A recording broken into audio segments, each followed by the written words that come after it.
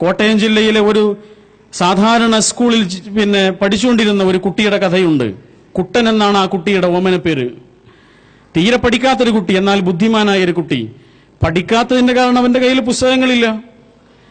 അവന് വളരെ പ്രിയപ്പെട്ട ഒരു സുഹൃത്തുണ്ട്. സുഹൃത്തിന്റെ പേര് ബാബു എന്നാണ്. നിങ്ങൾ കേട്ടിട്ടുണ്ടാവും. ആ ബാബുവിനോട് ഒരു ദിവസം കുട്ടൻ ചോദിക്കുകയാണ്, ബാബു, നിന്റെ വീട് വലിയ വീടാണ് എന്ന് നീ പറയുന്നുണ്ടല്ലോ, നിന്റെ വീടൊന്ന് കാണാൻ എനിക്കൊരു വലിയ ആഗ്രഹമുണ്ട്, എന്നെ കൊണ്ടുപോകുമെന്ന് വെച്ചു. ബാബു പറഞ്ഞു, വേണ്ട, എന്റെ അച്ഛനും അമ്മയ്ക്കും നിന്നെ കണ്ട ഇഷ്ടപ്പെടൂല. ഒരു ഹരിജൻ വിഭാഗത്തിൽപ്പെട്ട കുട്ടിയാണ് ഇവൻ കുട്ടൻ. അച്ഛനും അമ്മ ഇല്ലാത്തൊരു ദിവസം നിന്നെ കൊണ്ടുപോകാന്ന് പറഞ്ഞ് അച്ഛനും അമ്മ ഇല്ലാത്തൊരു ദിവസം കുട്ടനെയും കൊണ്ട് ബാബു വീട് കാണാൻ പോയി. ബാബുവിന്റെ വീട് കണ്ടപ്പോ കുട്ടനാകെ അതിശയിച്ചു പോയി. ഇങ്ങനെ ഒരു വീട് അവൻ ഇതുവരെ കണ്ടിട്ടില്ല. പക്ഷെ ആ വീടിന്റെ കാഴ്ചകളോ വീട്ടിലെ കൗതുകങ്ങളോ ആയിരുന്നില്ല ആ കുട്ടന്റെ മനസ്സിൽ ഉടക്കി നിന്നത്. മറിച്ച് ആ വീടിന്റെ മുറ്റത്തുള്ള ഒരു പട്ടിക്കൂട്ടിൽ ഉറങ്ങുന്ന പട്ടിക്കുഞ്ഞിന്റെ മുന്നിൽ വെച്ചിരിക്കുന്ന ഭക്ഷണമാണ് അവന്റെ മനസ്സിനെ അതിശയിപ്പിച്ചത്. അവന്റെ വീട്ടിൽ ഓണത്തിന് പോലും അങ്ങനെ ഒരു ഭക്ഷണം കണ്ടിട്ടില്ല.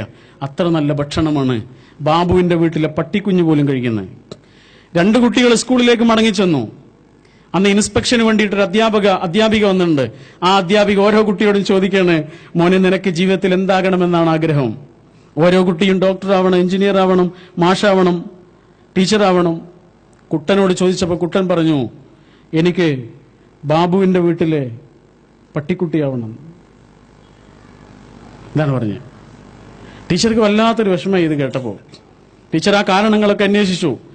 ഇവന് പഠിക്കണമെന്ന് മോഹമുണ്ട്, പക്ഷെ അവന് കഴിയുന്നില്ല, പുസ്തകങ്ങളില്ലെന്ന് പറഞ്ഞു. ടീച്ചർ പുസ്തകം വാങ്ങിക്കൊടുത്തു. അവൻ പഠിക്കാൻ തുടങ്ങി. എല്ലാ സപ്പോർട്ടും ഈ ടീച്ചർ കൊടുക്കുന്നു. അവൻ 8ാം ക്ലാസ്സിൽ നിന്ന് അത്യാവശ്യം നല്ല മാർക്കോട് കൂടി ജയിച്ചു. 9ൽ നിന്ന് ജയിച്ചു, 10ൽ നിന്ന് റാങ്കോട് കൂടി ജയിച്ചു. എറണാകുളം മഹാരാജാസ് കോളേജിലാണ് അവൻ ഉപരിപഠനത്തിന് ചേർന്നത്. പിന്നെ ഡൽഹി യൂണിവേഴ്സിറ്റിയിൽ അവന് ഉപരിപഠനത്തിന് ചേർന്നു. ഒരു ഗ്രാൻഡോട് കൂടി ലണ്ടനിൽ പഠിക്കാൻ പോയി. ലണ്ടനിലെ പഠനത്തിന് ശേഷം യൂണിവേഴ്സിറ്റിയിൽ നിന്ന് അവൻ തിരിച്ചു പോരുമ്പോ അവന്റെ വൈസ് ചാൻസലർ അവന്റെ കയ്യിൽ ഒരു കത്ത് കൊടുത്തിട്ട് പറഞ്ഞു, നിങ്ങളുടെ രാജ്യത്തിന്റെ പ്രധാനമന്ത്രി ശ്രീ നെഹ്റുവിന് ഈ കത്ത് കൊടുക്കണമെന്ന് പറഞ്ഞു. അവൻ ഡൽഹിയിൽ വന്ന് അപ്പോയിന്റ്മെന്റ് എടുത്തിട്ട് നെഹ്റുവിന്റെ അടുത്ത് ചെന്നിട്ട് ഈ കത്ത് കൊടുത്തു. നെഹ്റു ഈ കത്ത് വായിച്ചിട്ട് ഇവനൊന്ന് നോക്കി. കാരണം ഈ കത്തിൽ പറയുന്നത് ഇവനെ കുറിച്ചാണ്. ഈ കുട്ടി അപാരമായ പൊട്ടൻഷ്യലുള്ള സാധ്യതകളുള്ള ഒരു കുട്ടിയാണ്. അതുകൊണ്ട് ഇവനെ ഏതെങ്കിലും ഒരു കോളേജിലെ മാഷായിട്ട് നിങ്ങൾ വിടരുത്, രാജ്യത്തിന് വേണ്ടി ഉപയോഗിക്കണം എന്നാണ് ആ കത്തില് പറയുന്നത്. നെഹ്റു അവനോട് പോകാൻ പറഞ്ഞ് അവൻ നാട്ടിലേക്ക് വന്നു. ഒരു കോളേജിൽ അധ്യാപകനായി. കുറച്ചു കാലം കഴിഞ്ഞപ്പോൾ അവനൊരു കത്ത് വന്നു. ഡൽഹിയിലെ പ്രൈം മിനിസ്റ്ററുടെ ഓഫീസിൽ നിന്നാണ് കത്ത്. കത്ത് പൊളിച്ചു നോക്കുമ്പോൾ കാണുന്നത് ഡൽഹിയിലേക്ക് ചെല്ലാൻ പറഞ്ഞു. ഡൽഹിയിലേക്ക് ചെന്നു. നെഹ്റു അവനോട് പറഞ്ഞു, നീ ബർമ്മയിലെ അംബാസഡർ ആവണമെന്ന് പറഞ്ഞു. ബർമ്മയിൽ ഇന്ത്യയുടെ പ്രതിനിധിയായി അവനെത്തി. ഒരുപാട് രാജ്യങ്ങളിൽ ഇന്ത്യയുടെ പ്രാതിനിധ്യം അവൻ വഹിച്ചു. അവൻ പഠിച്ച് വളർന്ന ലണ്ടനിലും വലിയൊരു ഓഫീസിന്റെ അധികാരിയായി അവൻ മാറി.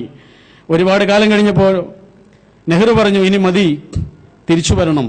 അങ്ങനെ അവൻ തിരിച്ചു വന്നു. പിന്നീട് കോൺഗ്രസിന്റെ ടിക്കറ്റിൽ അവൻ മത്സരിച്ച് MP ആയി, മന്ത്രിയായി, സഹമന്ത്രിയായി, പിന്നെ മന്ത്രിയായി.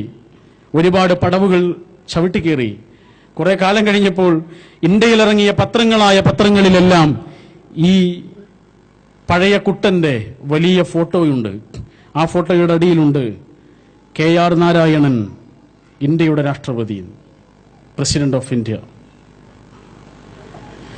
ബാബുവിന്റെ വീട്ടിലെ പട്ടിക്കുട്ടിയാകണമെന്ന് ആഗ്രഹിച്ച ഒരു കുട്ടിയുടെ ജീവിത വളർച്ചയുടെ പടവുകളാണിത്.